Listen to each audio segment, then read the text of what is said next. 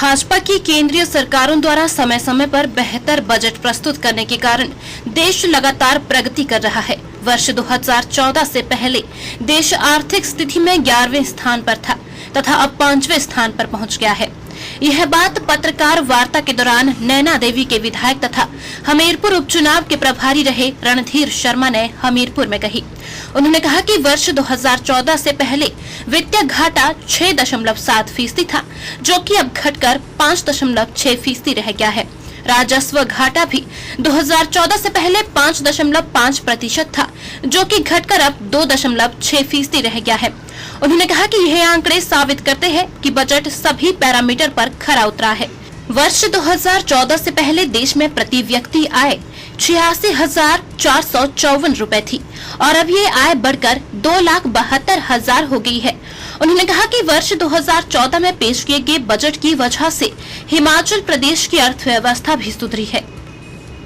उसके दौरान अगर 2014 से पहले ये हमारा वित्तीय घाटा 6.7% रहता था, जो अब घटकर 5.6% हुआ है।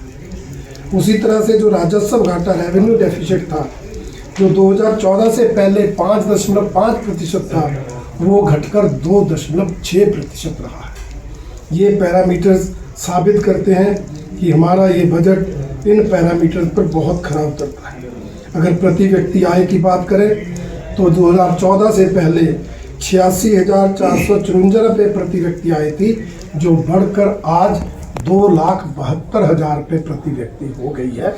ये उपलब्धि इस बजट की है। और कुल मिलाकर जो बजट हमारी केंद्र सरकारों ने समय समय पर प्रस्तुत किया है, विशेषकर 2014 के बाद, उसके कारण हमारे प्रदेश की अर्थव्यवस्था सुधरी। 2014 से पहले विश्व के आर्थिक पटल पर हमारा देश आर्थिक दृष्टि से 11वें पायदान पर था, 11वें स्थान पर था। हमारी सरकारों के हर साल के बजट के कारण, आर्थिक प्रबंधन के कारण और बाकी नीतियों के कारण आज हमारा देश दुनिया के आर्थिक दृष्टि से आर्थिक नक्शे पर 5वें स्थान पर पहुंचा है। और मोदी जी ने जो लक्ष्य लिया है कि 2027 तक इस देश को विश्व की तीसरी आर्थिक शक्ति बनाना है, ये बजट उसकी ओर एक बहुत ही महत्वपूर्ण कदम है।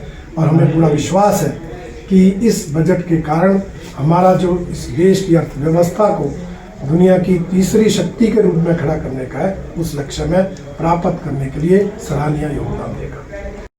सरकार ने बजट से पहले ही कोशिश की, जो प्रमुख फसलें हैं उन फसलों पर न्यूनतम समर्थन मूल्य तय किया। और मुझे बताते हुए प्रसन्नता हो रही है, वो न्यूनतम समर्थन मूल्य लागत से 50% अधिक है, 50% मार्जिन उस पर है। एक तरह से किसान को उसकी लागत पर 50% ज़्यादा तो समर्थन मूल्य ही देने की घोषणा सरकार ने की है। और मार्केट में अगर उनको उससे ज़्यादा कीमत मिलती है तो वो मार्केट में बेच सकते हैं। बहुत बड़ा काम किसानों की दृष्टि से हमारी सरकार ने इस बजट के अंदर किया है। प्राकृतिक खेती को बढ़ावा देने के लिए 1 करोड़ किसानों को प्रशिक्षण देना, सुविधाएं देना और फिर उनके प्रोडक्ट को सर्टिफाई करके मार्केटिंग की व्यवस्था करने तक की योजना भी इस बजट में है। और किसानों को लाभ देने वाली जो भी योजनाएं हैं, उन पर लगभग 1.5 लाख करोड़ रुपए खर्चा जाएगा। इस तरह से ये जो बड़े समूचा है, उनके कल्याण के लिए, उनके लाभ के लिए जो योजनाएं चल रही हैं, उनका जिक्र मैंने आप सबसे किया। दिव्य हिमाचल टीवी के लिए हमीरपुर से सुरेंद्र ठाकुर की रिपोर्ट।